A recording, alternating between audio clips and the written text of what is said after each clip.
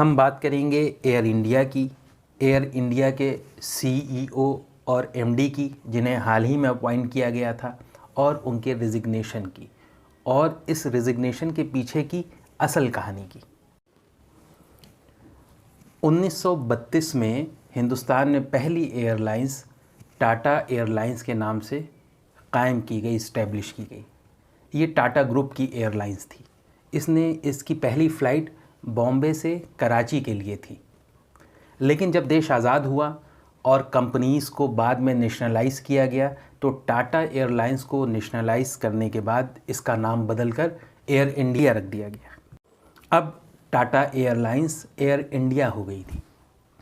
Air India एक सरकारी airlines थी। एयर इंडिया को चलाने के लिए सरकार ने बहुत कोशिश की, इसमें 50,000 करोड़ रुपए पंप किए, लेकिन एयर इंडिया कभी प्रॉफिट में नहीं आ पाई, हमेशा ये नुकसान में रही। आखिरकार सरकार ने इसके नुकसान से तंग आकर 2021 में टाटा को 18,000 करोड़ रुपए में एयर इंडिया को बेच दिया। एयर इंडिया जो हिंदुस्तान की नंबर 1 एयरलाइंस हुआ करती थी, अब उसकी पोजीशन ये हो गई है कि वो जो है लुढ़क के 6-7वें नंबर पे पहुंच गई। ऐसे में टाटा ने इसके लिए एक बेहतरीन सीईओ का चुनाव किया, और उन्होंने, क्योंकि एयर इंडिया को एक बेहतरीन मैनेजमेंट की ज़रूरत थी, और इंडिया का जो डोमेस्टिक जो मैनेजमेंट है वो अभी तक कोई कुछ परफॉर्म नहीं कर पाया था, तो ऐसे में तुर्किश एयरलाइंस के चेयरमैन रह चुके मोहम्मद इल्कर एशी को टाटा ने एयर इंडिया का नया सीईओ और एमडी अपॉइंट किया। ये बात है 14 फरवरी 2022 की।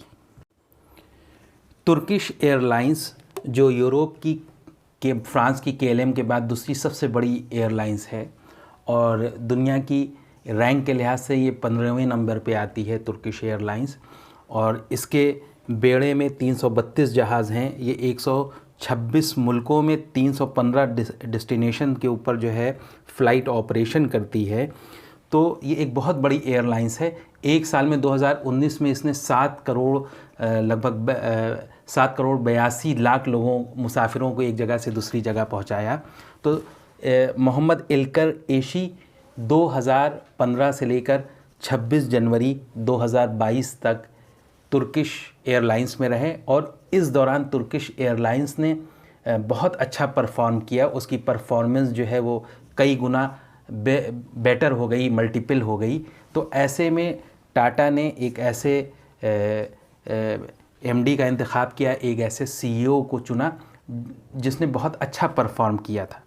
ये सब किस लिए था? एयर इंडिया को प्रॉफिट में लाने के लिए, एयर इंडिया के ब्रांड को रीस्टैब्लिश करने के लिए, और फिर एयर इंडिया को नई ऊंचाइयों पर ले जाने के लिए। लेकिन इन सब के बीच एक कंट्रोवर्सी हो गई। आरएसएस की ऑर्गेनाइजेशन स्वदेशी जागरण मंच, जिसे कायम किया गोविंदाचार्य ने, जो कि आरएसएस के प्रचारक थे और प्रचारक हैं। स्वदेशी जागरण मंच के अश्वनी महाजन, जो कि नेशनल कन्वीनर हैं, उन्होंने एयर इंडिया में मोहम्मद इल्कर एशी के अपॉइंटमेंट के ऊपर सवाल खड़े किए। उन्होंने गवर्नमेंट से अपील की कि वो इनके अपॉइंटमेंट को हरी झंडी ना दें। आप जानते हैं कि हिंदुस्तान के अंदर किसी भी कंपनी में अगर किसी की पोस्ट के ऊपर कोई फॉरेनर आता है, तो गवर्नमेंट से सिक्योरिटी क्लियरेंस लेना होता है, उसके बाद ही जो है वो ज्वाइन कर सकता है। तो मोहम्मद इल्कर एशी को भी सिक्योरिटी क्लियरेंस लेना था। लेकिन इस बीच इस पूरे मामले में कूद पड़ा स्वदेशी जागरण मंच, और स्वदेशी जागरण मंच ने मोहम्मद इल्कर एशी को सिक्योरिटी क्लियरेंस देने की मुखालफत की। उसके पीछे उसका जो बज़ाहिर जो रीज़न था वो ये था कि एक तो ये कि ये मोहम्मद इल्कर एशी तुर्किश नेशनल है, दूसरा जो था वो ये था कि ये जब इस्तांबुल के मेयर हुआ करते थे रजब तैयब एर्दोगान, तो उनके एडवाइज़र थे, और तीसरे ये कि रजब तैयब एर्दोगान से इनकी बड़ी करीबी है, बहुत अच्छे रिलेशन हैं। तो ऐसे में वो नेशनल सिक्योरिटी के लिए ख़तरा हो सकते हैं, ऐसा कहना था किसका? स्वदेशी जागरण मंच का। हालांकि 2021 में तुर्की के प्रेसिडेंट एर्दोगान इंडिया का दौरा कर चुके हैं, जिन्हें इंडिया गवर्नमेंट ने रेड कारपेट वेलकम किया था।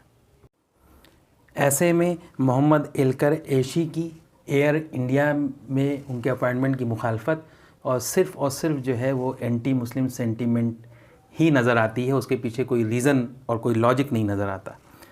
तो इस तरह हम ये देख रहे हैं कि किस तरह जो मुस्लिम नफ़रत है वो एयर इंडिया के द्वार पे दस्तक दे रही है और ये मुस्लिम नफ़रत सरहदों को पार कर रही है।